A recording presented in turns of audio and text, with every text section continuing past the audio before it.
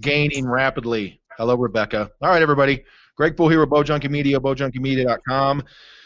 While you might be listening to this audio on a podcast at some point in the near future, if the world doesn't come to an end, of course, we are joined Facebook Live right now, and we are going to do something a little bit different. I figured with all the hubbub and the mishmash and the pish-posh happening in the world right now, that it'd be a great way for me to corner professional archers that can't say no because they ain't got shit else to do. So that's where we are. And, of course, before we get this started, for those of you that have never seen this in real life, here's how this works. We thank the people that make this possible, because without them, we'd just be doing this on our phones like normal and no one would care. So these are the people that support Bowjunky. It's very, very important that everyone supports them, and that's AAE, Kafaru, PSE, Bowmar Archery, Martin Archery, Easton, Gas Bowstrings, First Light Camo, Feather Vision Lenses, Black Rifle Coffee Company. Get your coffee on, coffee or die. I'll let that joke die off right there. Viking Tactics, and our good friends over at Zeiss. And, of course, nothing that I do here would be official without your carnival candy, orange dreamsicle rain. Make it rain, bitches. Anyway, that's not their official slogan. That's just the shit that I talk. But anyway, we are joined today, as you can see on screen. It's a little bit different in the podcast if you're listening, but we have Paige Pearce, Tate Morgan, and James Lutz from the Casa de Quarantine in Red Bluff, California. What's going on, kids? Nothing much. What are you doing? Oh, well, just sitting here in Yavapai County that just shut the county down for one case of this dreaded virus. So apparently the world's about to end. But let's just get this thing started. And first of all, for those of you wondering, Tate just moved out to Red Bluff here not too long ago because, in case you've been living under a rock, Tate and Paige are an item.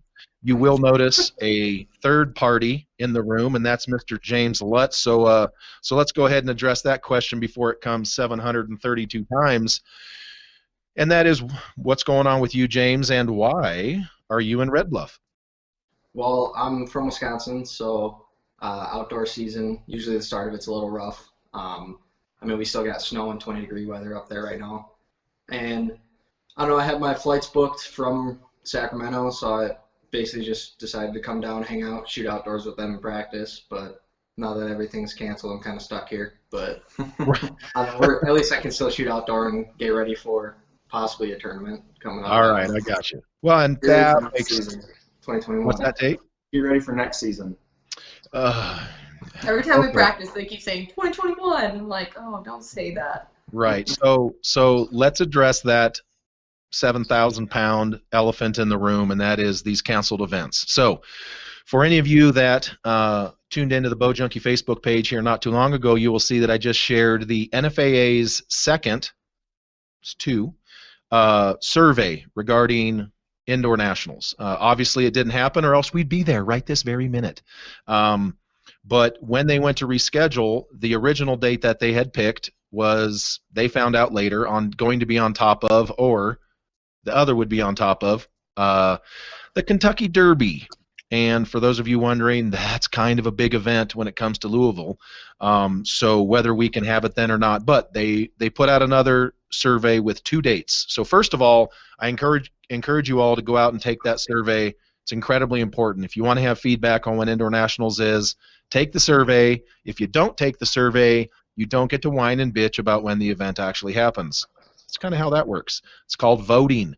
So the first date that they're voting on right now is October 30th through November 1st, and the second is December 4th through December 6th. Go vote. Second one. Those are both good. Yeah, well, they're at least both during indoor season. They're not like smack dab right before a World Championships of outdoors, so I'm not complaining. Exactly. And so one thing that did kind of come up right away is the December 4th through the 6th, and that is, and for you, Paige, whether you've realized it or not, that's the same date as the Roma event. I think they'll make it work. I think they make it work. I think they'll make it work for sure, and rumor has it that if the NFAA Indoor Nationals chooses that 4th through the 6th date, Roma will move. Yeah, I could see that. I know Bruce has a big part in the you know, those World Series events. And Rome actually normally is like the 14th. So if they did book sooner, that's actually not the weekend they normally are. So I'm sure they'll make it work. Absolutely. I mean, they have to go through the whole World Archery thing. I'm not saying that's official, folks. I'm not telling you right now that if they pick that, it's a guarantee they're going to move. But rumor has it that they will move. I certainly can't see World Archery getting in the way of that. So get over there and vote, and basically get ready to get your indoor archery on in the early part of December. So, all right, kids, let's get into this. First of all, you all are professional archers. You all basically do this for a living. And so talk to us a little bit.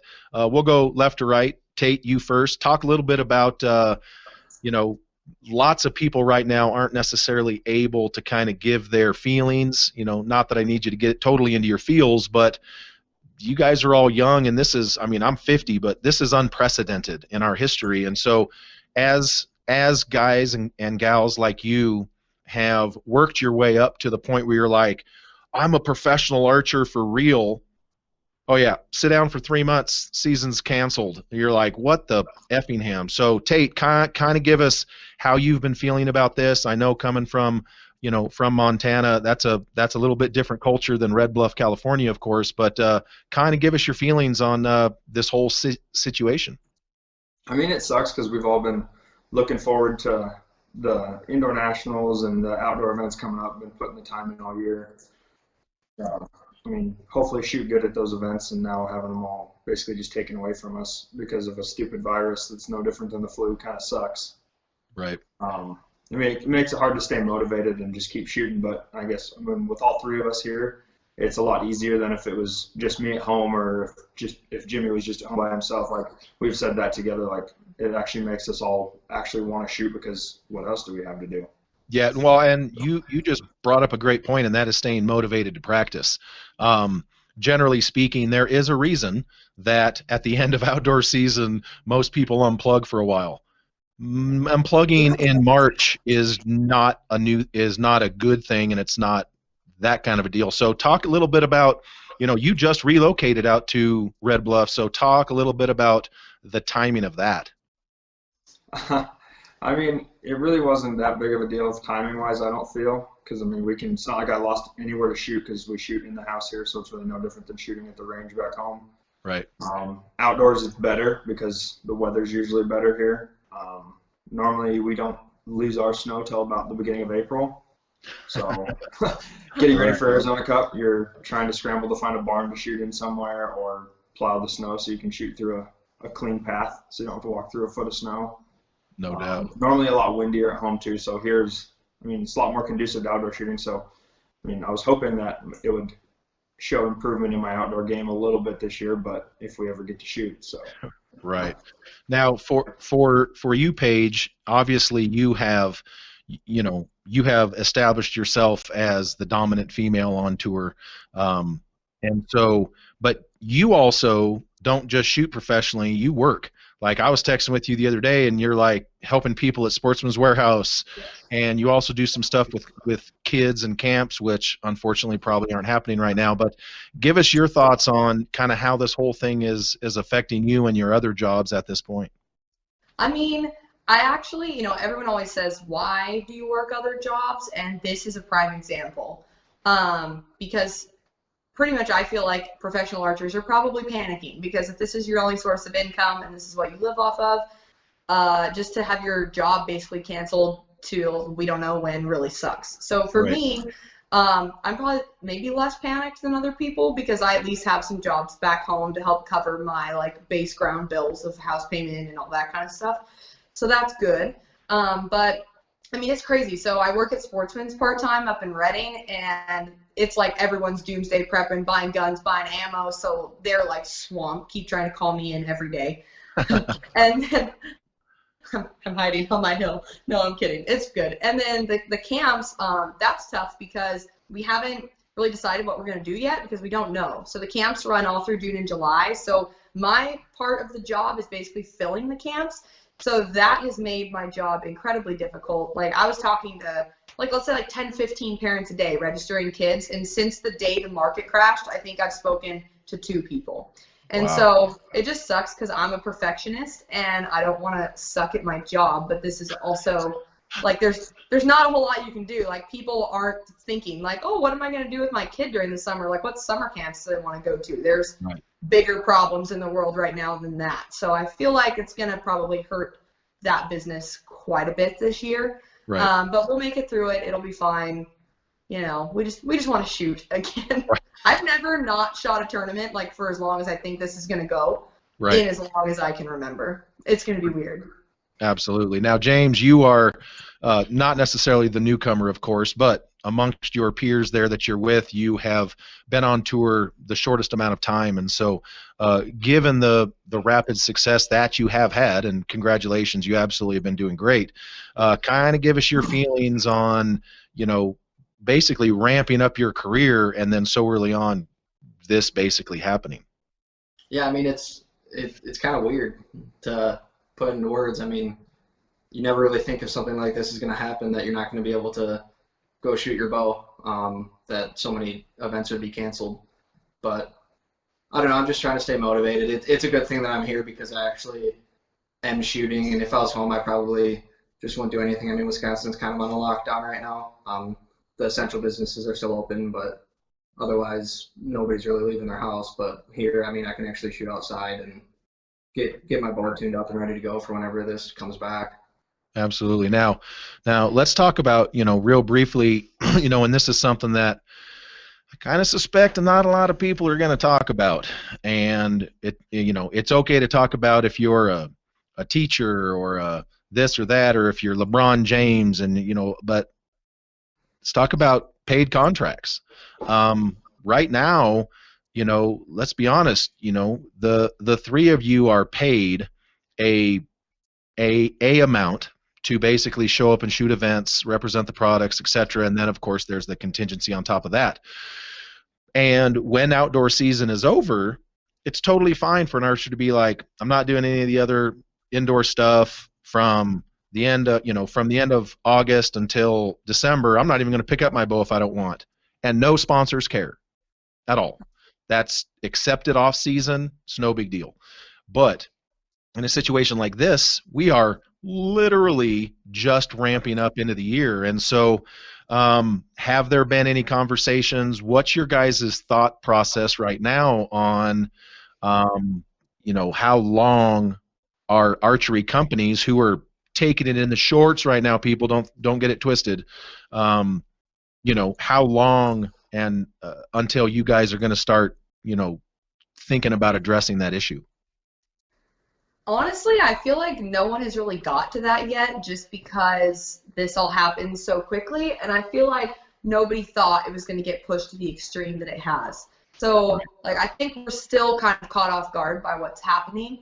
Now, like, the discussion that we've had in this house and what we're kind of starting to do, like, I was actually working on it last night trying to figure out how to do stuff, but, like, making videos and putting content out there and basically just trying to do our part to still promote our sponsors while we aren't able to go to competitions, because this is a first for us also.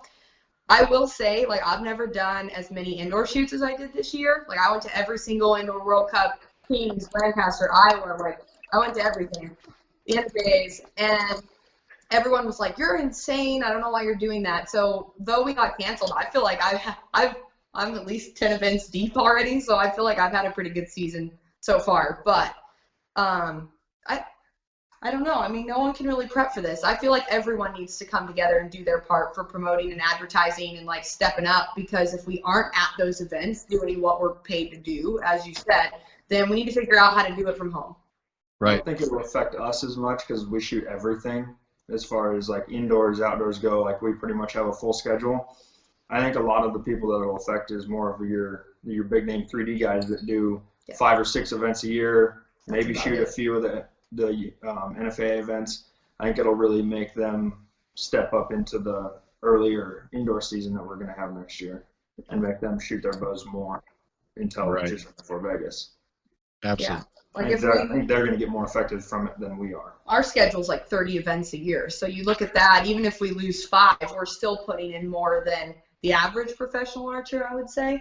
So I feel like, I mean, I see what he's saying, like the people that shoot one organization. are going to be a lot more effective than those of us that shoot everything we can, basically. Right. Yeah, yeah, and that absolutely is a great point, and I'm not suggesting that it will absolutely happen, but anybody who is watching what's happening in other sports, anybody who is familiar with business at all, you're going to have to think about that at some point. And by the way, everybody, like and share this live feed. I forgot to say that at the beginning, but like and share this live feed so everybody can tune in. We are going to be taking questions live, which we've never really done, so that could be interesting in all kinds of good ways. What are you guys doing over there? Panicking about the questions. Right. So let's talk about, obviously Paige submitted her hashtag Bowjunky Media Quarantine Challenge video. I haven't got yours yet, Jimmy or Tate. Not sure what's happening there, but I have seen Paige talking tremendous amounts of trash on her Instagram live feed, Tate. So you can cook as many tater tots as you want. I don't think it's going to avoid having to actually do it. So what's going on there, brother? I was in the process of shooting it right when we had to start this, so I had to put that one on hold. So I'll just restart when we get done with this one. How many times have you started and stopped so far? Well, this was my third time I started. This was the third time I started, actually. That's awesome. He was the first one to say, I'm going to do this Bowjunky challenge, and he was done in like 3 ends. He quit. Then Jimmy tried. Jimmy quit. And they were like, you're never going to make it through that thing. I said, look, dude, I'm only shooting indoor once, so whatever it is what it's going to be. I don't want to have to keep doing this. Right. And he did too, though. Jimmy shot. Oh, he did? Yes. Yeah. We just have to film his equipment part. All right. Well, I won't sour the game at all. Paige threw down a really good score. So let's go ahead and start talking about some equipment. We could sit here and talk about this virus debacle for an hour and a half and pretty much not accomplish anything. So let's get into some gear. First question is something I was talking some trash to Paige about before we went live, and that is Paige is, and Jake Kaminsky, because it was a recurve Paige thing, but Paige is one of the main reasons that the AAE Advantex bar even exists. It's a 1/2-inch diameter bar. The whole bar with end caps at 30 inches weighs like 3.2 ounces. It's ridiculously light. No, folks, it's not a ultra stiff,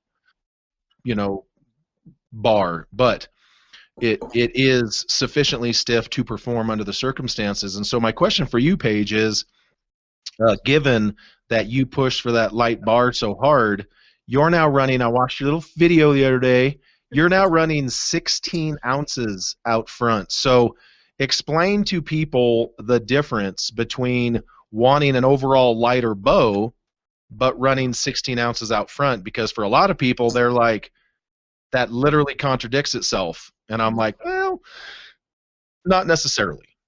So basically my explanation behind that is I still don't, yes, I have 16 ounces up front, but I still don't feel like I can hold that heavy of a mass weight bow. Like some of the girls' bows even I pick up, I'm like, how do you shoot this? Both their bows, it's kind of ridiculous. So for me, it's really important that I can put the weight where I want it in my setup.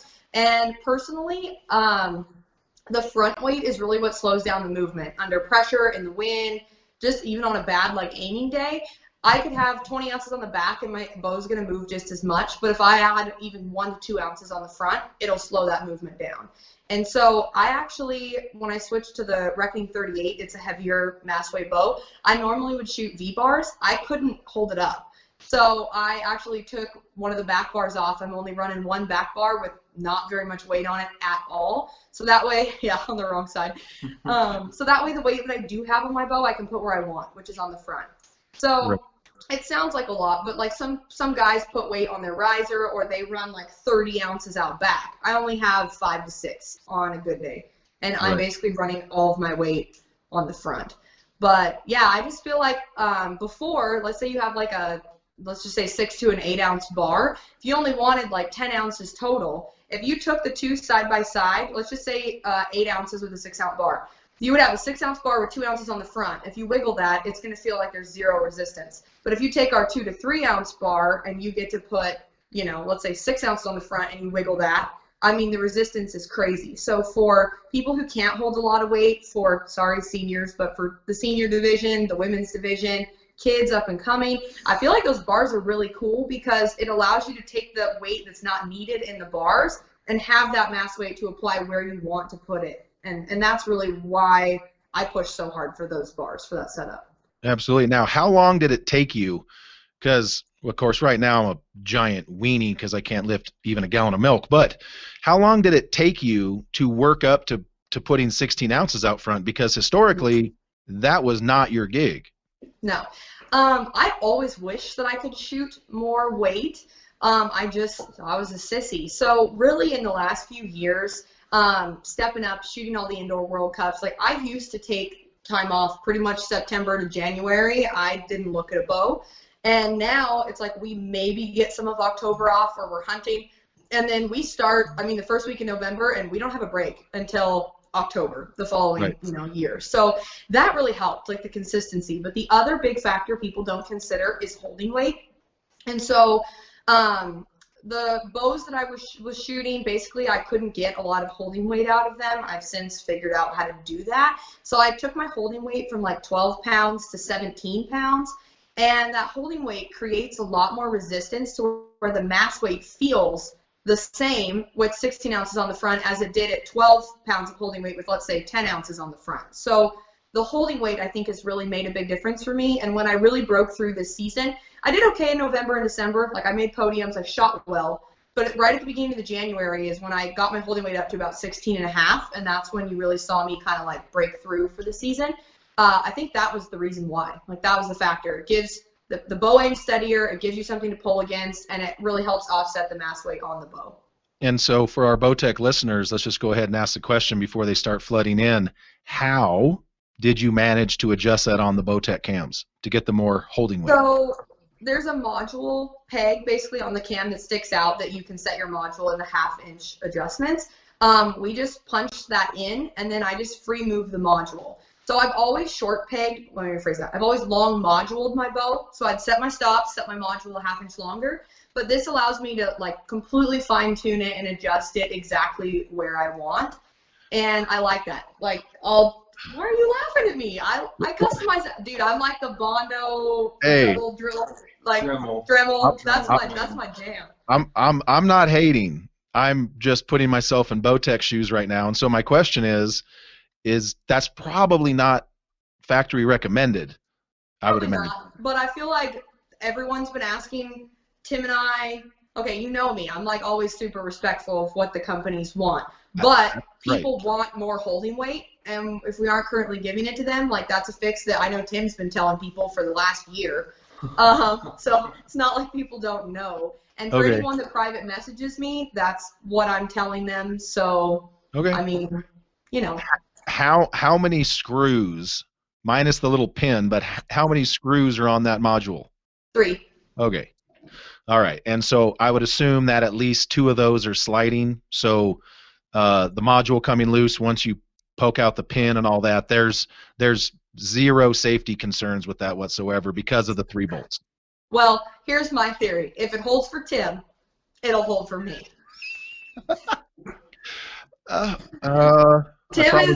It's true. Like, Tim is hard on stuff, and he's got a long draw length and a lot of poundage. So if Tim hasn't broken it yet, it is unbreakable. That's just how it is. There's probably some truth to that, or he has more parts than everybody. So that's fair, though. And so how many pounds of holding weight are you holding right now? 17. Yeah, 17. 17.1, 17. Okay, so there is an interesting dynamic here at play that, you know, I've been dealing with since, well, for a long time, since the bee stinger days, and that is people being influenced by what someone else is doing. And so my question now, we'll start with Tate because he's on the left. I'm not picking on you, Jim. We'll get there. But so let's start with Tate. And the question is going to be, a lot of times people will be influenced by what the people that they're shooting with or the people that they look up to are doing. And trust me, that doesn't work most of the time. So Tate, what kind of, you know, obviously you're shooting a Hoyt, so you have a little different well, a lot different draw force curve and all that kind of stuff. But draw force curves and cam specs aside, what sort of holding weight are you running, and what sort of weight do you run out front? I'm running around 18 to 20, depending on the bow, depending on how I have my bars set up, weights, things like that on there. But generally, I'm running right around 18 and a half on most bows. I just built a bow the other day that's running like 20 and a half, and I'm still kind of playing with it, feeling it out. It's a little bit different, but I'm normally running 16 to 17, maybe 18 on the front bar. Okay. I tried going up to 20, and I just can't hold it up. It sits really good, but it sits in the bottom of the spot. Right. So and what sort of holding weight? That's the 18 to 20. Oh, so that's okay. Not your mass weight. Oh, gotcha. I got those two mixed up. Okay, so you're talking about holding weight, not ounces out front. Yeah, holding weight 18 to 20. Oh, okay. All right. And then What's your weight on the ounces up front, I'm running somewhere between 16 and 18. What on the back? And then 20 on the back. Okay. I'm running pretty close to the same front and back. I've played with riser weight as well. Just play with a couple different things here, switching from indoors to outdoors. I normally run a little bit heavier setup outdoors than I do indoors, just to help combat the wind. Right. With shooting in FIDA, we have a lot of wind. Normally bump the holding weight up more for outdoors than indoors too. Gotcha. So you two are close on the weight up front. How about you, Jim? Yeah, so on my front bar, I'm running like 6 ounces to 8 ounces maybe. Paige laughs. That's I run 11 pounds of holding weight. So, I mean, if I were to throw up 15 ounces or something on the front, it would just be dragging down on me because I'm not pulling against that. Absolutely. Now, for some reason, I am running like 16 on the back, 16 to 18 on the back, but I guess that's just kind of what I'm used to. But yeah, I'm usually right around 6 to 10 ounces on the front. Gotcha. So how the weight is or whatnot. Okay, so obviously for those of you watching, I'm in straight podcast mode. Lucky I haven't picked any boogers. So for those of you watching, obviously, or listening, obviously Tate and Paige are in the front end resistance load rig mentality, meaning that they have way more weight up front than in the back. The back is basically, for all intents and purposes for them, it's just going to be giving them the lateral stability they need, but not a whole lot of front to back balance, whereas James is running a little bit more of a typical balance per se rig. 2.5 to 1's on the lower end of that, but it's still a situation where that's an interesting dynamic for a lot of people, to understand. I'm wondering, let's talk about this real quick. Jim, we'll start with you this time. All right. And part of the stabilization dynamic is, obviously geometry of the bows, but we'll not get into that right now. But I wanted to talk about bow hand pressure, meaning if someone is heeling the bow a lot, they're going to need more weight out front. Old school Roger Willett. He's the best example. He would bend risers in half. That guy pushed so hard down. Whereas if you're a Jesse Broadwater guy with a higher wrist, you're generally going to need less weight up front, more weight in back. So let's kind of go backwards with that dynamic. And Jimmy, how would you describe your front hand position and influence it into the shot? See, that's where it kind of gets tricky for me because I heel the bow a lot. Okay. I basically draw back with this right here. His hand's like sideways. Oh. And partially because when I broke my arm, when I was able to draw a bow back, that's the only way I could grip it to draw it back. So that just kind of stuck. Gotcha. But yeah, I mean, I don't do the typical heavy front when I'm heeling it, but I don't know. I guess when I get to full draw, it kind of settles down, but it's still a lot more heeled than I would suggest to anybody. Right. Well, I mean, when you start talking about hand positions like that, I know a lot of people will cringe or whatever, but Shane shoots a really rolled in hand as well. I don't know about his heel pressure, but Shane Wills shoots a very palmed bow as well, and he's done pretty good. So it's really just about doing it at the exact same time. So how about you, Paige? Well, I actually put a video out the other day because there was a bunch of photos from all the from Lancaster and the Indoor World Cups from a frontal view, And everyone's giving me crap for having, like, my grip looks so high. Yeah. But really, and I said on that video, for me, like, I shoot such a low wrist. Like, you can see there, like, mine is locked all the way back, so there's nowhere for it to go. And with that, your fingers better be above your hand or something's weird. Like, if you shoot a higher wrist, now your fingers are more in line. Like, it's just, you know, I don't know. I don't know why people thought that was so weird. But can I say something that's kind of unorthodox and might make, hopefully won't make people mad, but that's how I feel. Okay, good. So I think the most ridiculous question that I get from people that I think is the biggest waste of their time is, how do you run your weight?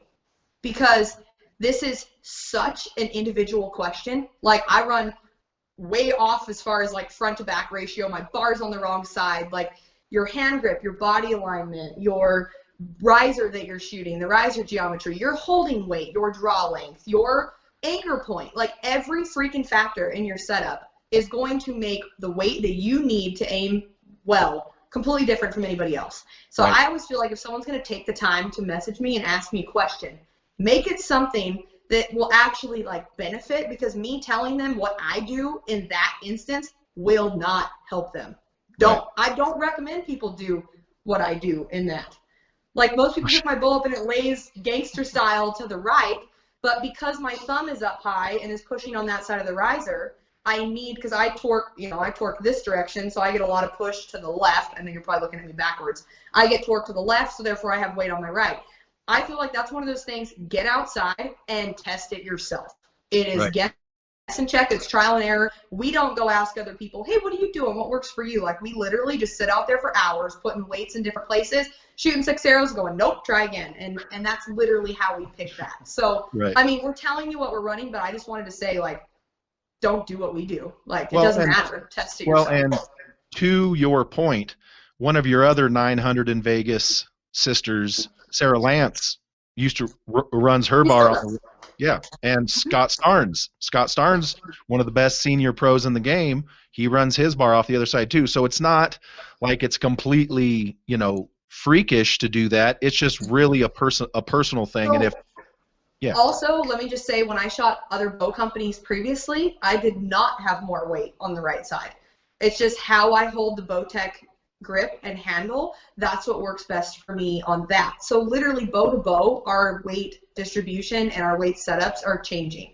So it's not just like oh, this is what's best, everybody go do this, because that's just what works best for me that week. Next week, my body might want something else. And so anyway, anytime someone asks me for weight, I'm going to be like, oh, God, go to Bowjunky, go like 35 minutes in and watch that. Because that's the one question where it's like, not going to help you. I'm sorry. Right. It doesn't matter what I do. Absolutely. How about you, Tate? I kind of run more of I try to have more of a neutral position on my hand. I try to keep basically even pressure from the top of my hand to the bottom of my hand. I still shoot my hand pushed back pretty far, as far back as I can get it, just where there's no movement in it. But as far as my pressure goes, I'm pretty even all the way across the bow. With the older Hoyts, I used to shoot more of a high wrist because they had the grips angled a little bit more forward. Now on the new Invicta, they flatten the grip angle out, and it actually lets you push more even in there. I don't see the impact difference like I did in my sight picture, like the movement in it as much when I try to put more lower hand pressure in this bow now. Gotcha. Now, Paige, when you say that, I don't even think my wrist will go back that far, but it has the girly, like, hyperextending joints too. So I go back that far. Anybody who wonders about Paige's deal there, just Google Paige Pearce elbow, and you will get some pictures that'll literally freak. Don't do it.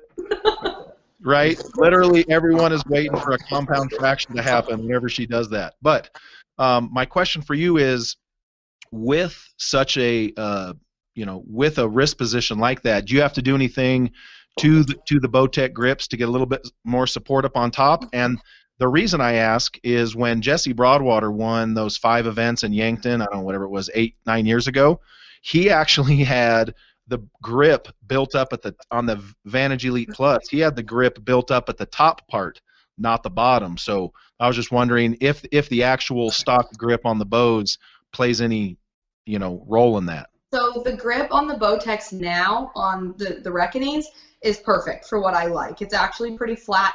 They did make like a 3 degree. I definitely don't shoot that one. I shoot the original like straight grip. And I feel like I have really good contact, you know, top to bottom. On the Fanatics and the BT Mags, when I first switched to Bowtech, the grips kind of came up and then almost like kind of like went in a little up top. And so I was having a lot of bottom contact and I almost wasn't touching up here. So I actually just filled that in with Bondo and just made it like a consistent straight line.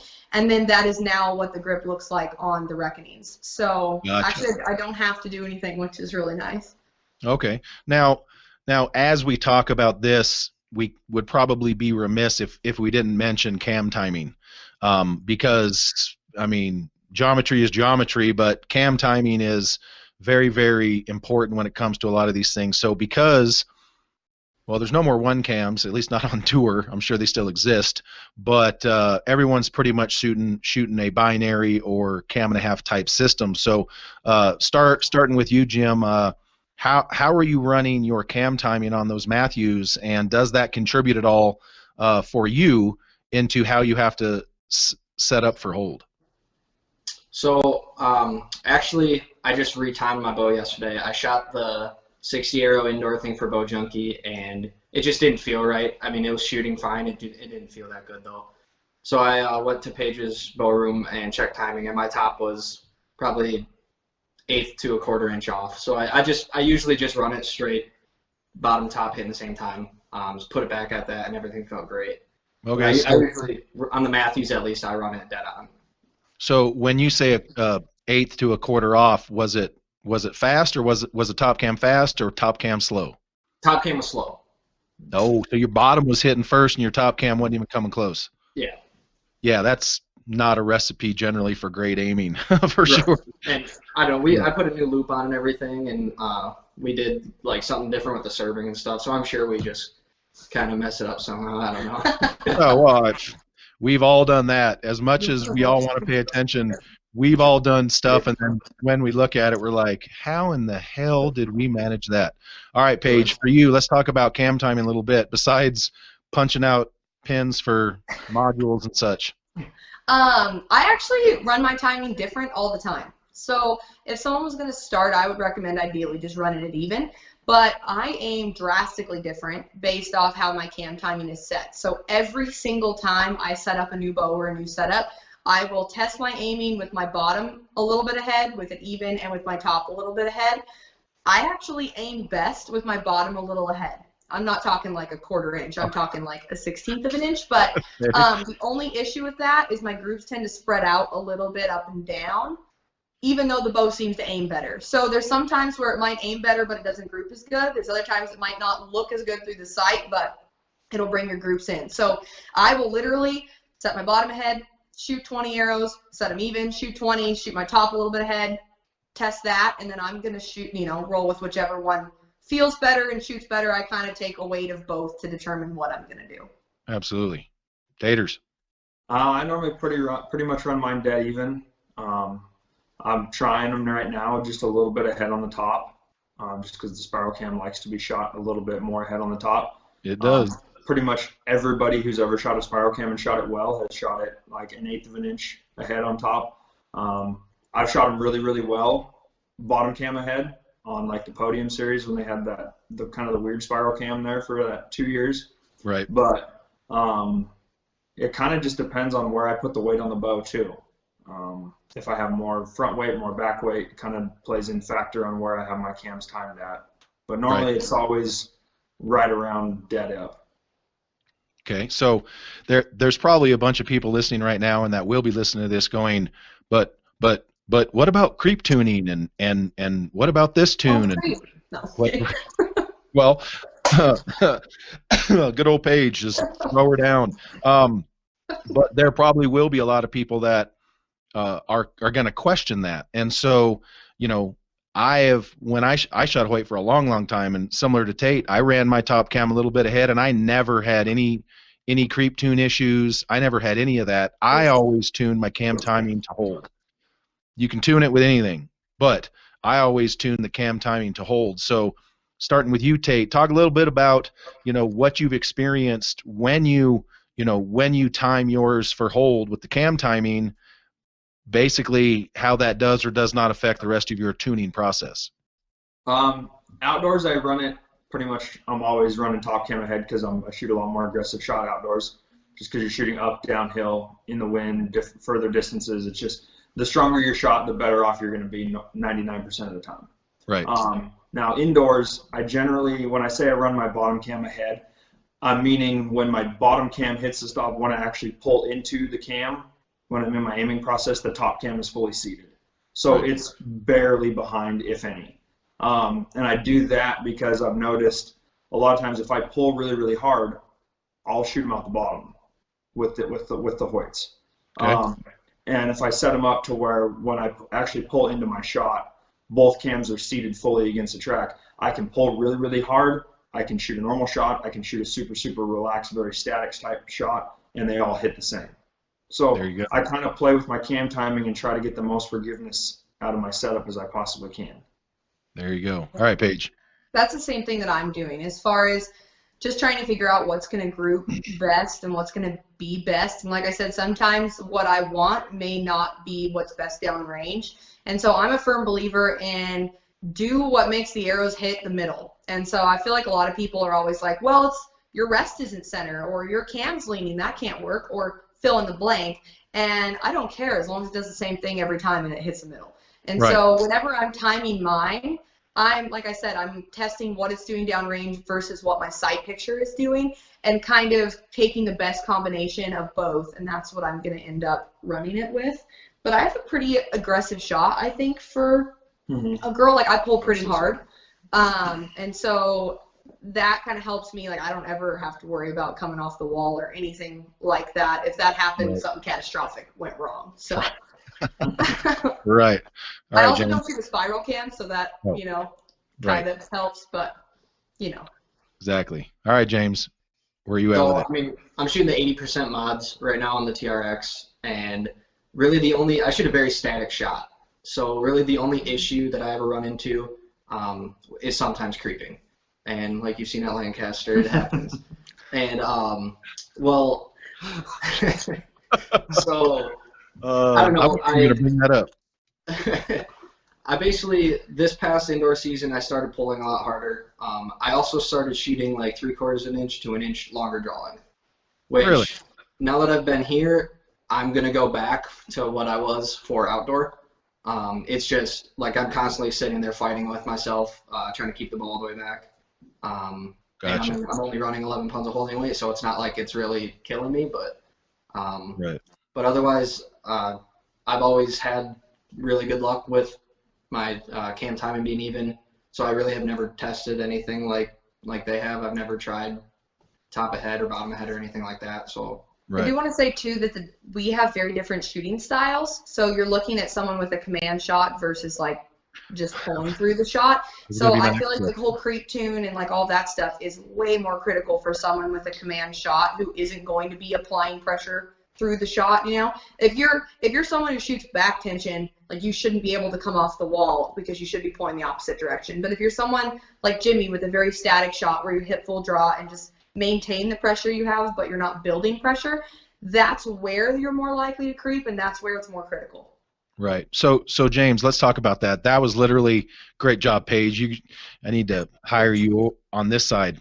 So let's talk about that command style shot. And have you ever? I mean, obviously you've had great success with it. I'm not saying to change anything, but with that being said, have you ever tried to increase your holding weight or to increase your shot weight? Meaning, obviously you have the draw weight of the bow, the holding weight of the bow, and then the shooting weight, meaning how hard you pull against it. Right. Referencing Roger Willett, he's probably like 32 pounds or something ridiculous. But have you ever tried raising that holding or shooting weight and saw how it affects some of the other factors we're talking about right now? yeah, so this indoor season is a good example. I basically would draw back and I would try to make myself feel like I'm going to rip the strings off the bow. Now, I don't know, I didn't try it with the 70% mods or anything like that, but I basically would just get back and I would try to get my shooting weight up as much as I possibly could. And that would let me run a little bit more weight up front for indoor, and it would just settle down any pin movement or anything like that. Outdoor, it's kind of difficult right now because my draw length just feels so long. But yesterday when we were shooting, I mean, I started getting into it a little bit more in the back, and it tightened everything back up. So I think that's kind of where my shot has progressed in the past 2 years. I'm not necessarily just sitting there relaxed waiting for my pin to get in the middle, and I'm more aggressive. I'm moving my pin in the middle instead of letting it do it itself. And Gotcha. yeah, and then I'm trying to break a good shot basically. There you go. All right. Well, I saw a question come across my phone here. I do got the lovely Kathy Poole here on the other side of the computer that's going to be feeding us questions, but I did see one come across my phone here real quick, and it was about arrow builds. And so let's jump right into that. Now, obviously, you know, we can make all the jokes about what season it really is right now, because there isn't, but for the most part, the only people that are probably still set up for indoors are the pros who are doing the Bowjunky Media Quarantine Challenge. I do know Chris Perkins actually set up a bow with X10s preliminarily just to shoot his round, and he hadn't shot since Foley. So, you know, not a lot going on that side. But as we transition into the outdoor setups, we'll call it, and seeing your guys' video the other day, you most certainly are set up for that. Let's go from Tate's side. Let's kind of talk about arrow builds, you know, vanes, point weight, arrow lengths, and kind of go through that dynamic. So I'm running X10s this year, or so far, anyways. I mean, I have X10s and Pro Tours. I'm running a 410 on the X10 and a 420 in the Pro Tour. I run in 225 flex flat shield cuts on both of them. I just seem to feel like they group a little bit better with that little bit bigger vane, gets them a little bit more stability, and it's big enough but yet small enough at the same time where I really don't see any effect on the wind drift over like a 187 or just a straight 2-inch parabolic. I get really good performance out of those, and I'm running 120 grains on all my setups. I've played with the 140s, and I just felt that they were just almost too critical. Like they'd shoot either really, really, really good, or they showed every little mistake that I had in my shot. So for me, I've always been around 110 to 120 grains up front. Nice. That's pretty much the exact result I had last year when I tried the 140s as well. All right, Paige. Oh, hold on, Tate. How long is your arrow? Oh, 25 and a half. Okay. Are you running that right to the rest, or are you? I run the overdraw on the spot hog swap, and I keep it to where even if it falls off the arrow rest, I'm still gonna land on the riser. Okay. So that way I don't stick my bow open if I go to let down, because I did do that one time. I was cutting them and it fell off, and I went to let down and it stuck the bow open because the point hit the riser. So yeah, word for the wise, always make sure your point will stay on the riser. Don't cut them behind the riser, otherwise you could have some issues. Yeah, I know somebody else that's done that more than once. All right, Paige, what do you got? Well, this is exciting because I actually got to switch arrow companies this year, so this is my first outdoor season with Black Eagle. So I'm shooting the new Revelations, and I'm shooting a 500. I have it cut to 25 and a half. I'm shooting the AAE Hybrid 16 vane, and I'm shooting 120 grains up front. So it's pretty standard to what I've shot in the past. I feel like I kind of bounce between a 600 to a 500 spine, you know, give or take. But I have upped my poundage a little bit. I've upped my holding weight, and so some stuff like that. So I ended up dropping, well, I guess it'd be the other way, going to a 500 versus like a 550 or a 600. But so far they've been really good. The second we found out Indoor Nationals was canceled, we set up an outdoor bow. So we actually haven't shot indoors since the day we found out that wasn't happening. Right. So Tate, real quick, how heavy is your outdoor arrow? They're running like 370. Okay. All right, Paige? Mine's 330 and a half. Okay. Now for Paige, for those of you that were listening there, she's actually running the parabolic 1.6, and for most folks, blickety blam. So for most folks, the majority, I think it's definitely safe to say the majority of professionals outdoors are running a form of shield cut, whether it's a 185, a 2.0, a 2.25. most pros are running some form of shield cut outdoors. Why the parabolic, not a shield cut? You're gonna laugh. Honestly, so when I this is not a technical answer. They were, back in the day when I switched, these were like a 1.875 or 675, and the other ones were a 2-inch, and I couldn't get as much helical on the 2 inches as I wanted because the edges would lift, and so I literally went to a shorter vane. And this was the only vein that there was shorter at the time. That way I could get some helical on it, but still have consistent vein contact. So It wasn't, and I will say, like, I didn't notice a difference in my performance when I switched. If I had, I obviously would have went back. But I also think too, I tend to hit I actually did test something. Okay. I hit a little lower with the shield cuts. Like, it seems like they caught more air, they had a little more drag at distance, and I struggle getting my yardage for like rutting and stuff like that. And Gotcha. so these usually I gain, like, let's say, a yard with this cut versus a shield cut. So that's kind of another reason too. Not Gotcha. not the main, but just a side Right. note.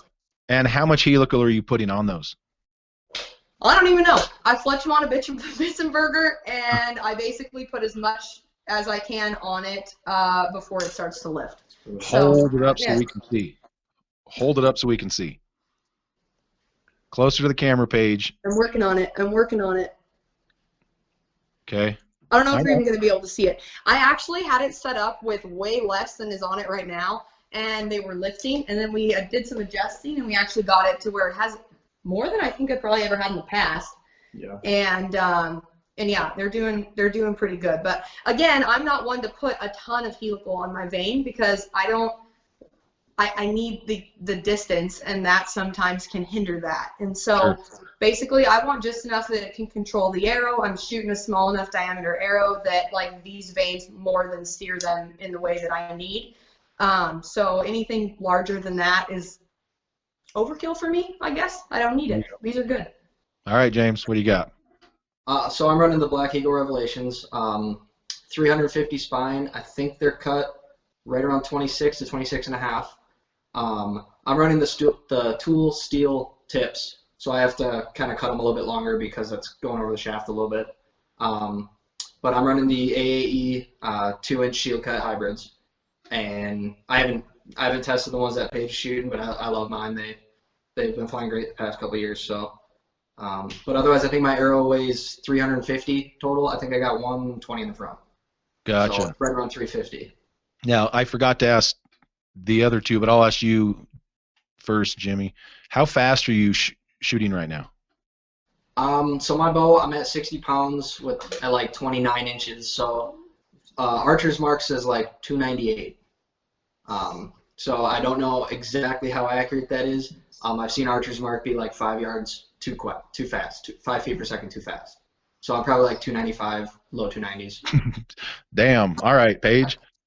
Honestly, I don't know. I haven't shot it through chrono. My Archer's mark says I'm about 250, which is usually what I am. 251, 252 is typical for my outdoor setup, hence the distance issue. And how many pounds? How many pounds? 54? 1. 51? Yeah. Have you thought about trying to get some gains? And so my shoulder kind of sucks, which is why I'm shooting the handheld, and my other elbow kind of sucks. So I don't mind the holding weight because once I'm back in position, none of that hurts, but the process of drawing is not the greatest feeling thing.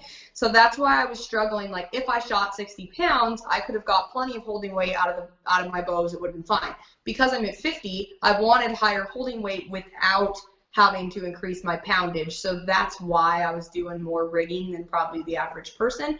Gotcha. Like, we upped my poundage 1 pound the other day, and I was like, yeah, no, put it back. Like, okay. let's not.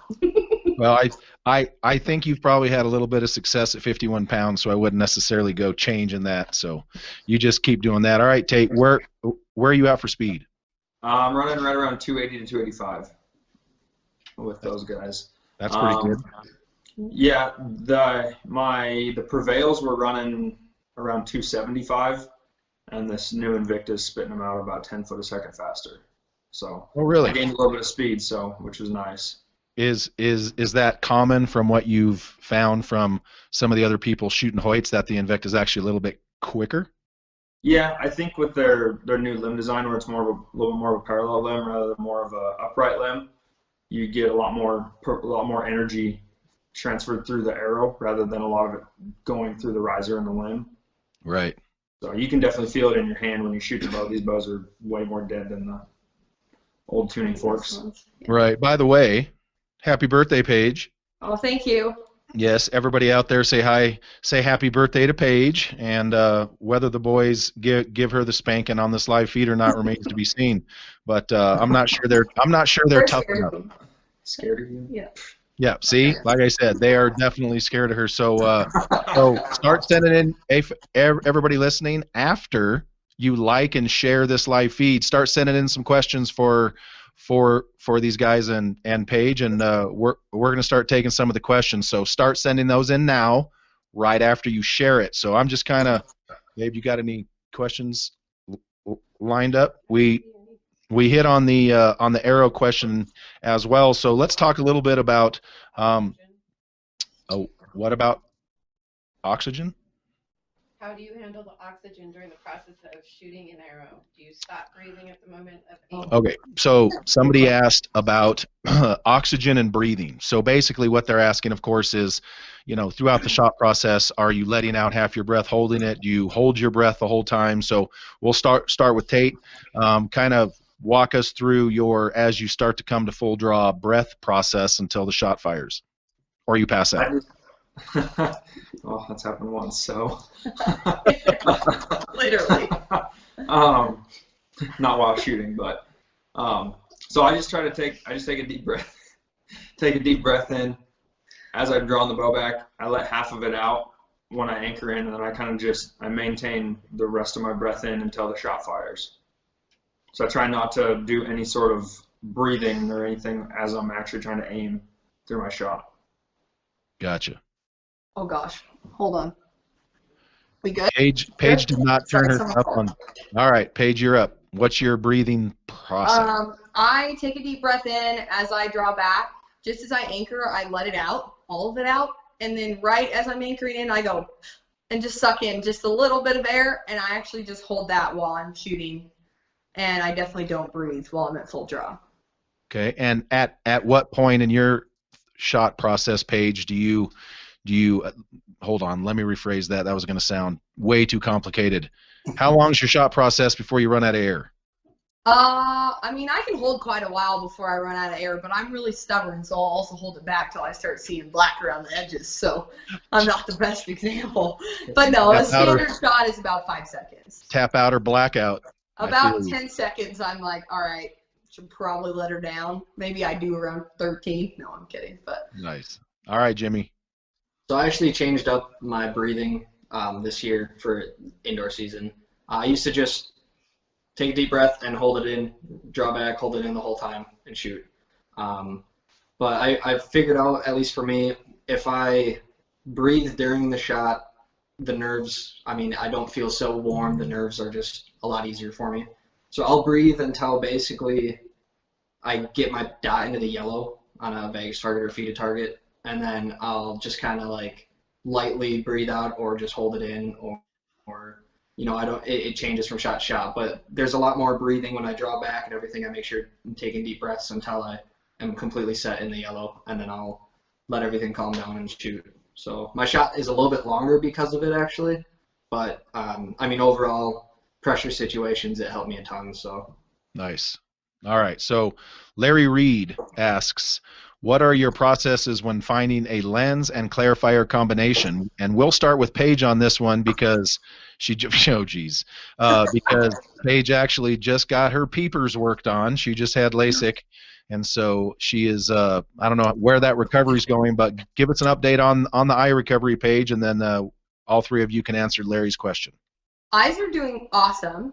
The only issue is with how good they are now. Like, I normally shoot an 8-power lens, and I really can't get it clear. So I have been testing like every peep, every clarifier, every lens that I've had, like, and I'm still kind of struggling. Like, I still don't have a side picture that I'm okay with. Yeah, that sucks. But basically, it's just a trial and error kind of thing.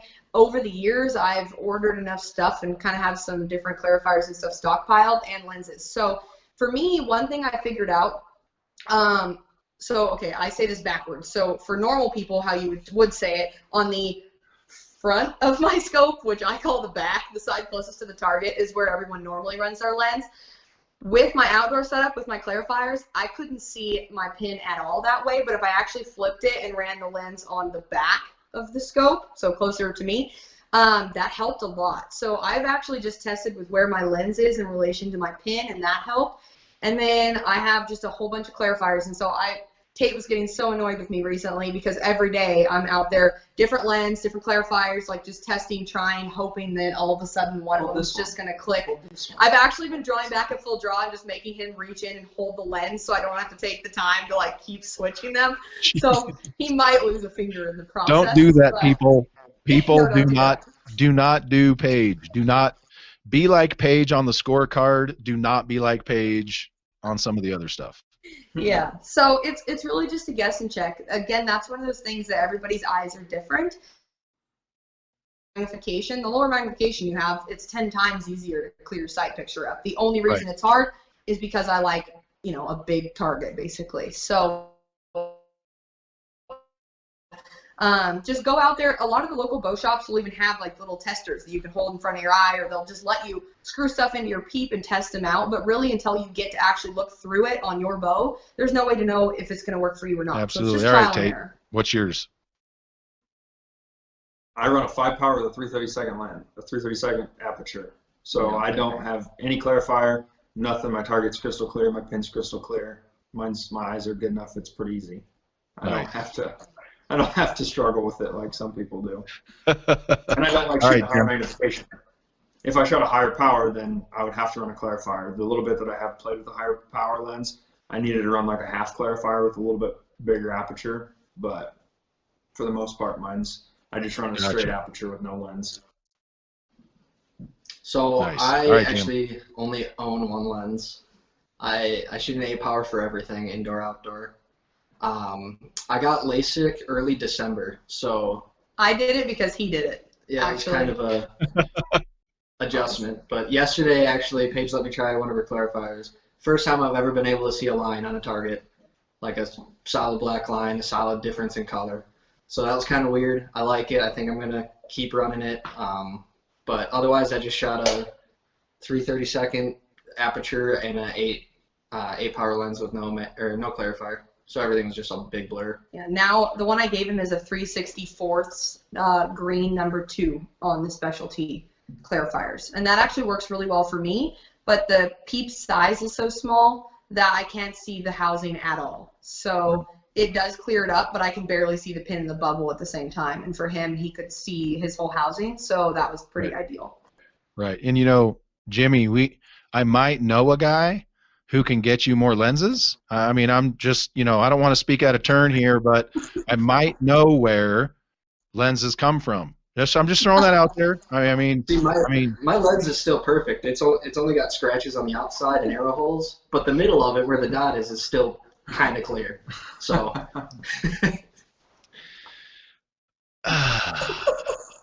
All right, fair enough. But I got to deal with Greg. You have the patience of Job. And so, all right, so let's see. David, Ferrie, Ferry?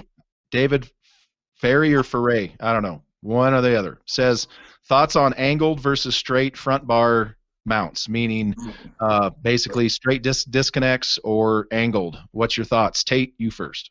I've always ran a 10-degree down or an 8-degree down, whatever bracket I'm running on the front, whether it be a 10 or an 8. I know a couple different companies make them both.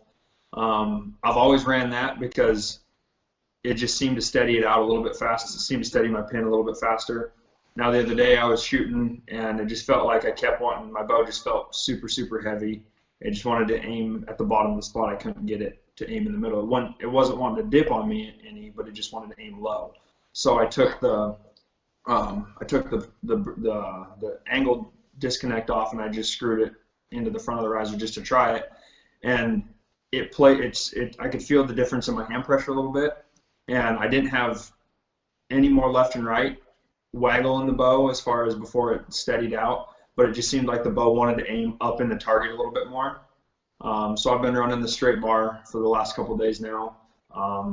It's all just personal preference, really. I mean, it kind of all comes down to how you like the bow to sit in your hand. Well, and also you're running the bar straight into the bow, no quick disconnect at all? Mm-hmm. Yeah, right now I am, yeah. Yeah, so, I mean, you've basically shortened the lever arm by an inch. So, I mean, that would make sense. The results you're seeing would totally make sense because effectively you are shooting a 1-inch shorter bar now, so that makes total sense. Go ahead, Paige. Honestly, I haven't really played with it. I tried a 10-degree down. Actually, it was his 10-degree down at one point in time. But at that time, I was like, that week, I was really struggling with like archery and changing stuff in my form. And so I feel like I didn't really get a fair shot with it. So I can't effectively answer his question because I don't know. Sure. All right, Jimmy. So I've never actually tried a 10-degree down, but the way I shoot, stability and that stuff, I mean, it's important, but not as important as Tate's where he's holding and executing a good shot. I mean, I just need mine stable for about a second. But no, I mean, I'm not like Tate. I don't execute good shots. No, I get it. Yeah, I mean, I'm not sitting there for 6 seconds aiming at a little dot, you know. Right. Once it stops, it's go time, and then. Sure.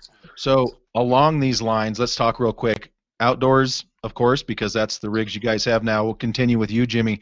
What sort of an aiming reference are you using outdoors? I just use a super small black dot.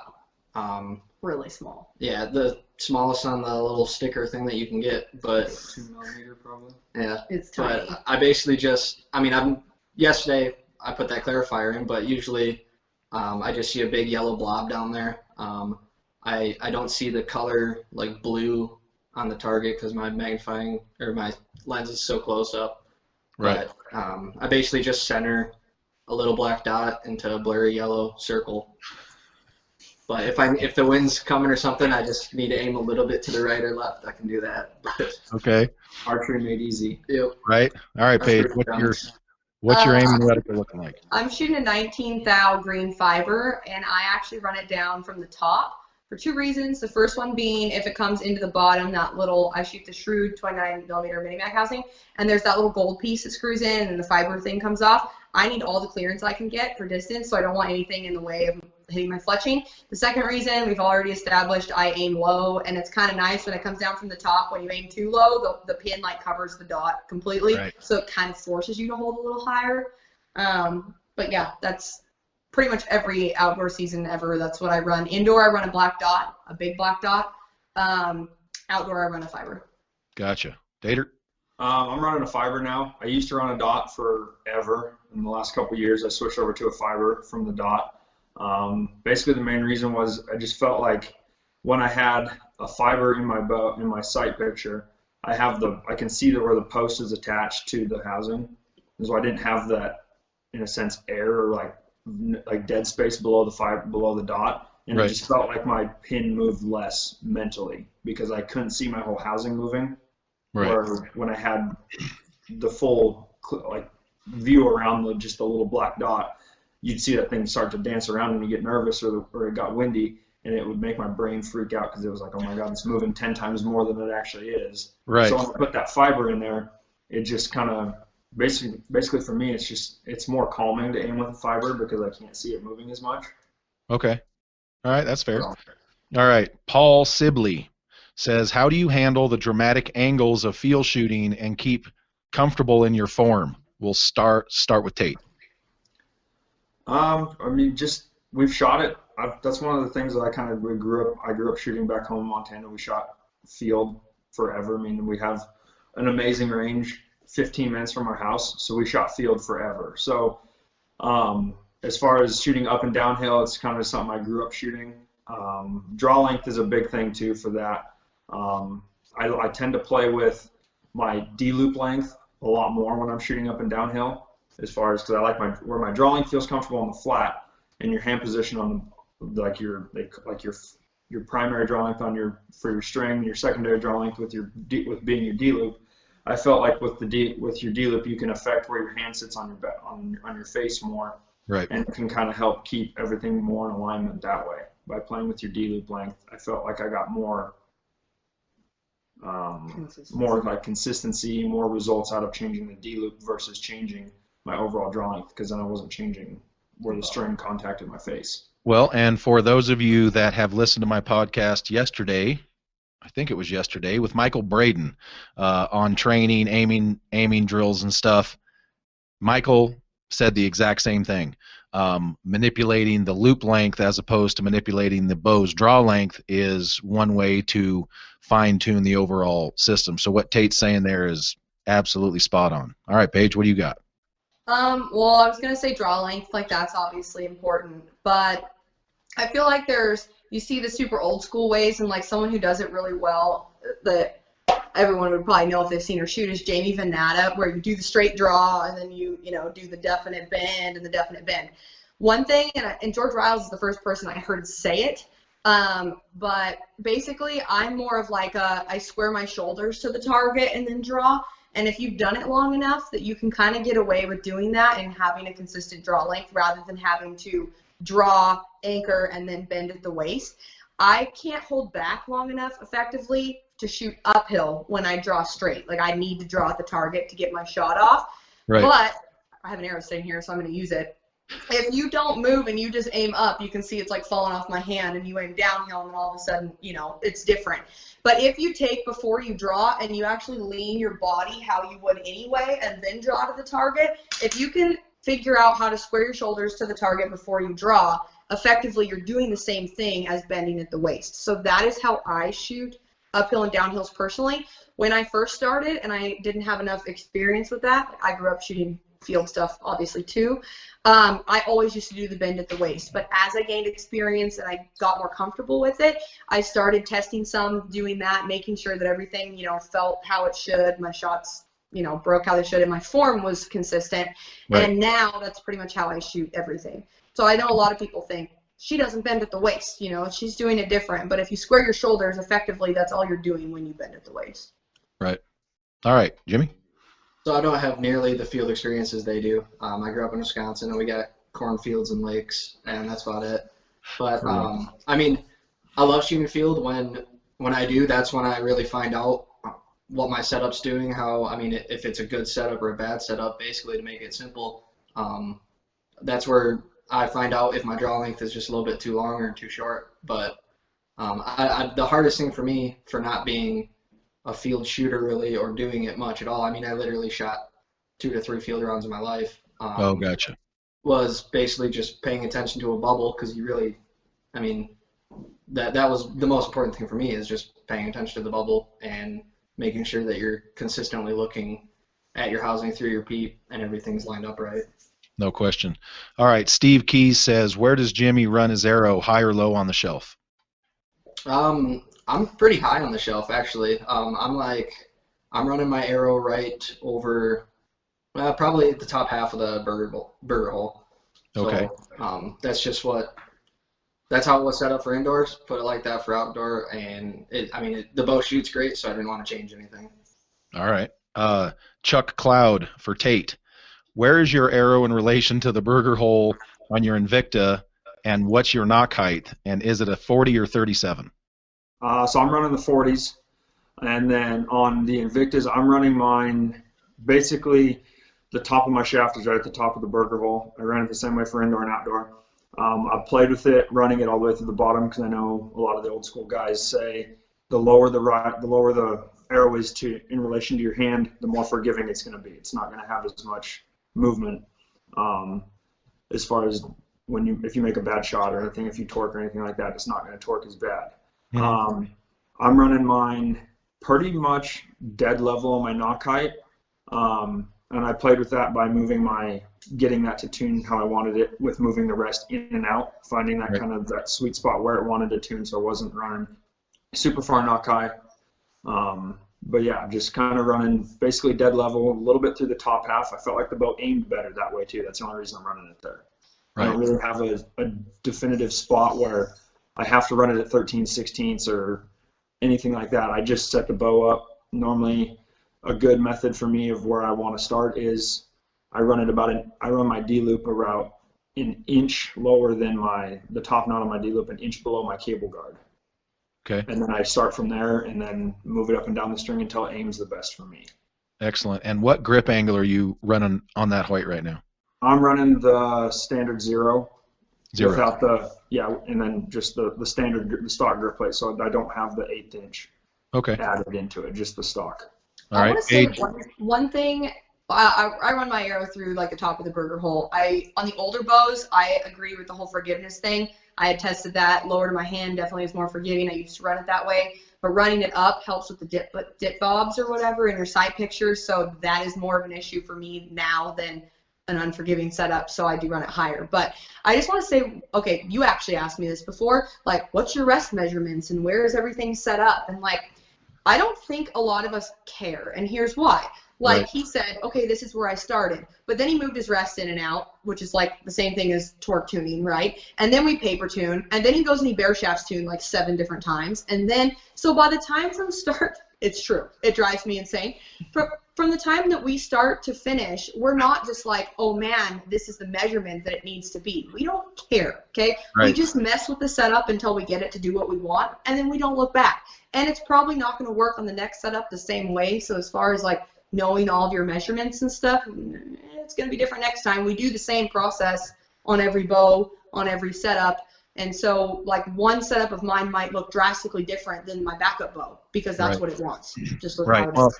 and for those of you wondering, Paige just mentioned running her arrow higher through the burger hole. That also results in a higher loop on the string as measured between axles. So that's going to help with what she's talking about with the dip bangs there. That doesn't mean you run your stuff 2 inches above the burger button hole. That's not going to be better, but Even like a 1/16 of an inch, an 1/8 of an inch raising, you'll notice it in your sight picture. And so for someone who has an aiming low problem, running that up just a little bit, like instead of running a dead center in the burger, running it through the top half of the burger, just that little bit does help. well, and it also depends on where the burger button hole is in relation to the true center, because a lot of times these companies the last 5-6 years have been moving the handles in correlation to the true center. But that's basically what Paige was talking about there. All right, Christy Dillard Sibley. How do you go about choosing a blade thickness, and how do you determine blade angle to help your grouping? Jimmy, you first. So I've always ran a 10 thou blade. I shoot the AE Freak Show. That's basically, I mean, I don't usually run a very heavy arrow. I've tried an 8 thou blade, and it just feels too flimsy for me. I know it's not gonna shoot that bad. I know a lot of people shoot 8s, but I've always just been with the 10 because mentally I have confidence in it and I like it. Sure. Blade angle, I'd probably go just above a 45 degree on it. I mean, when you're just looking at it there with your arrow on it, and when you drop back, it's gonna look different. But I just basically make it so it's not slapping my arrow when it's coming off the rest or anything like that. I mean, I don't have it too flat at all where I have to worry about clearance, but I don't have it too straight up, too steep at all where I have to worry about anything else like that, you know. Absolutely. All right, Paige. Blade angle, I can't even give you an exact angle. Here's the thing. I've set up so many of them, I know what I want it to look like, and I just make it look like that. I could tell you what little line it's at on my rest, and then that might, Right. tell us. But, yeah, I just eyeball it. I know what it's supposed to look like. I lift the arrow, see where it's going to be, and that's where I leave it. But then as far as choosing my blade thickness, I think, personally for me, like weaker is a little better. It seems to be a little bit more forgiving for me at sometimes. It gives me a little more feedback, and I like that. And so for everything outdoor, I shoot an 8. For my 23 diameter arrows, because they're lighter, for indoor I shoot an 8, and for 27s I shoot a 10 thou. I never shoot a wide blade because of clearance, so I shoot everything indoor. I use a standard, even on my 27s, so sometimes you might see it fall off the rest if I draw a little quick. And then for outdoor, I shoot the AE Freak blade, and that's been like a game changer if you're using micro diameter arrows. Like there's literally no other rest that you're going to get that kind of clearance. So that has helped me a lot because, I obviously have, even with my spine, like really, really small arrows, and so having that clearance helped. But yeah, I feel like the one thing I will say, blade angle, like Tate actually taught me this one, but like indoor I was getting different groups, I think up and down, and he said just like barely lessen, like less steepen your blade angle, and it took those up and downs out of it. So that's been the only time I've really played with it. I eyeball it, set it where I want. If my groups are good, it's fine. If I have a little bit of high and low, I first mess with my timing, but then the blade angle is one thing I will address, and I normally only see that in indoor. Gotcha. All right, Tate? I kind of do the same thing. I kind of just put it where I normally always run it. It's between 40 and 45 degrees. I don't know exactly where, but it's between that kind of those 2 degrees. And I just play with it as far as I look at my groupings, kind of do the same thing like I told Paige to do. I play with it up and down, find out where the bow wants to, like where the flex point in the riser wants to have that arrow get transferred through it. As far as my blade thickness, I run an 8/1000 for everything. Indoors, even on my 27s, I run an 8/1000. I run it a little bit steeper for my 27s just to give it a little bit more backbone. But I felt like with going up in blade thickness, it was way more critical. Like I went up to a 12 and tried shooting a 12, and I mean, it shot one hole every single time, but when I missed, it was like touching red almost. It seemed like it was almost like the 140 grain point in my X10s. I was getting the same kind of reaction out of it. It was really, really good, or it was really, really bad. So I went back down to the 8, and it just seems like I get away with everything that I need to get away with on my indoors and outdoor setups with running an 8. I think the 8, just with it being weaker, there's a little more give. So if we're doing something a little janky, the blade kind of accounts for it. Where if you're shooting like a 12, it's so stiff that everything you do is going to show up. So absolutely. I think stiff or weaker is more forgiving in a way. You bet. All right, Martin Urena says, besides practice, do you do workouts? Like, what do you do for a workout? Every single. He's drinking Mountain Dew out of a 8 pounds Mountain Dew, but Tate is, yeah, Tate's not surprised at all. But, well, obviously, Paige answered the question. She's on the Mountain Dew workout regimen. How about you guys, Tate and Jimmy? Do you guys do any other non-archery workouts? We're actually talking about. I'm gonna start. We're gonna start getting up every morning and doing some running, just to try to. Hey, that was a couple times. You always yell at me when I get up early. So, but we're gonna do some running. Try to do that just to try to get in a little bit better shape, just to some more oxygen, things like that. That way we working out can benefit for sure. I'm not gonna say it won't, but also you don't want to spend so much time working out that then you're not shooting your bow. Like, it's weird muscles. It's hard to work those muscles out. The best way, if you want to get stronger for archery, is shoot archery. Being in shape obviously is a plus that comes with that. But right. We typically don't practice as much as we probably should normally. So us just getting out and practicing is a step in the right direction. We're not trying to like overdo it, and get crazy. Right. All right. So Keith Orlando asked this question, and Paige, we'll let you explain since you just did the whole video thing on it here not too long ago. And Keith Orlando just basically wants a brief overview of the torque tuning process. Oh, okay, wait, hold on. I just made like a really, really cool video on it last night because the one I did like 2 years ago was kind of an accident, and I didn't realize people were going to like it. So I did like a professional done one, and I will post it. So I'm not going to answer it right now, because I'm gonna botch it. But I like figured out how to like lay a video over a video, and like it's gonna be cool. All right. Long story short, Keith, move your rest forward and back, torque tune. Move your rest forward and back. Shoot one arrow normal, and then shoot one arrow torquing one way, one arrow torquing the other. Recenter your peep, of course, and move your rest forward and back until they all hit the middle. That's about the long and short of it. There's a lot more details to it. Where your sight is. What's the recenter your peep part? Recentering, as in recenter your peep on your scope housing after you torque the bow. Oh, yeah, okay. Yeah. Easy, Paige. Easy, Paige. I was like, wait, you moved your peep? I don't move my peep. No, recenter. Recenter. That is one of those things, and you'll see in the video that I made, it makes a big difference. Now, if you're someone who's super consistent, you're shooting flat ground all the time, there's no wind, is it that critical? Maybe not. But if you're under pressure or you have a little bit of inconsistent grip pressure, if you're shooting any uphill downhills and feet in the wind like we are, where it catches your bow and just whips it side to side, like it is seriously the difference between shooting like 8s or 10s. And you'll see it, like it is a drastic difference if you torque tune correctly and you put it. Literally takes 10 minutes. It's not a time-consuming thing. Everybody should do it. I could not agree more, and it blows me away that I see so many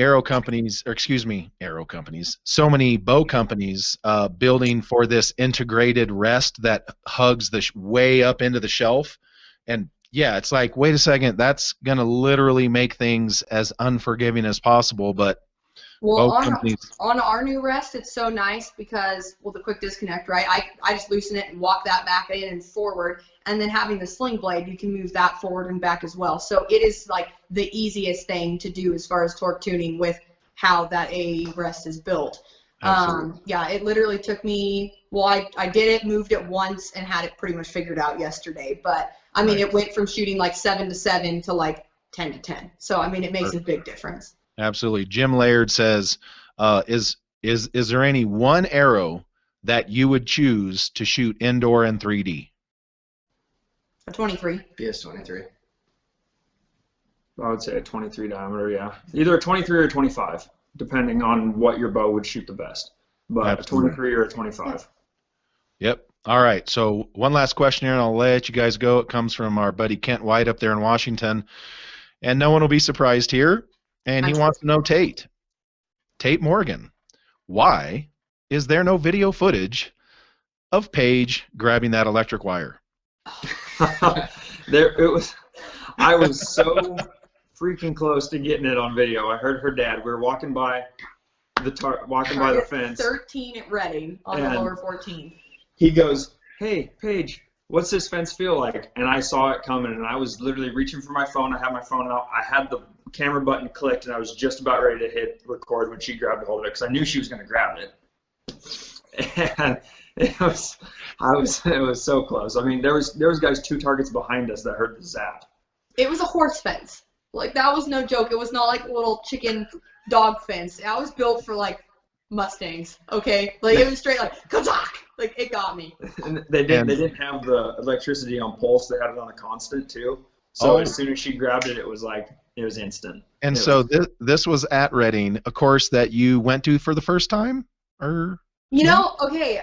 We had like a cattle ranch, right? Like I'm not a complete idiot normally, but we had like electric wire is what I've seen. Doesn't pay attention to the 5 different signs that were hanging and posted on the ground. And the insulators. We know that, but it looked like a ratchet strap. It was like tape. Like it was not a wire. Like in my mind, cloth is not a conductor of electricity. I thought he meant like what kind of cloth are they using for a fence. I didn't at all think that it would be electrified. So, in my defense, I'd never seen that. That is fantastic. All right, well, hey guys, I really appreciate you guys spending some time with me today. Tate, starting with you, let everybody know where they can keep up with Tate on the World Wide Web. I have my Instagram and Facebook. My Instagram is Team Morgan93, and then Facebook is just my name. Good stuff. I'm on Instagram. I think it's Paige Pearce 21. Facebook is just Paige Pearce. Go to the Archery one, not my normal one, because I can't accept any more friends on the normal one. So I feel like I should probably point that out. And I'm on Instagram at JamesLutz_ and James Lutz on Facebook. Bam, there we go. All right, everybody, that's going to do it for this live feed / podcast / everything update in the world. We are going to start doing these more regularly. Going to touch base with some of our homies over in Europe as well because, you know, they're in the same situation. So we're just going to start talking to, you know, archers from around the world doing these little doodads, and hope everybody out there stays safe. You know, really nothing we can say right now about the archery season. Hoping to get an update from Bruce Cole and the NFAA here in the next 24 to 48 hours on what the final decision is there with the indoor nationals. But other than that, folks, all we can really do is be patient. I mean, there is literally no revolt, no revolution that we as archers are going to be able to do that are going to get our shoots back. It's just not going to happen. So do what you can to shoot at home. Use this time to fine-tune your equipment. If you can shoot at home, by all means do that. But, you know, just try to stay as positive as you can, archery related. Keep after it, everybody. And, you know, that's going to be it. you guys know the drill, that we want to hear from you, not about you. And as always, love, peace, and chicken grease. And I have no idea how long it's going to take for this live feed to actually stop when we hit stop. So Thanks for the for three of you, warning. keep her high and tight, everybody. All right, see ya. I need Mountain Dew. Thanks, guys. That was awesome. Did it stop?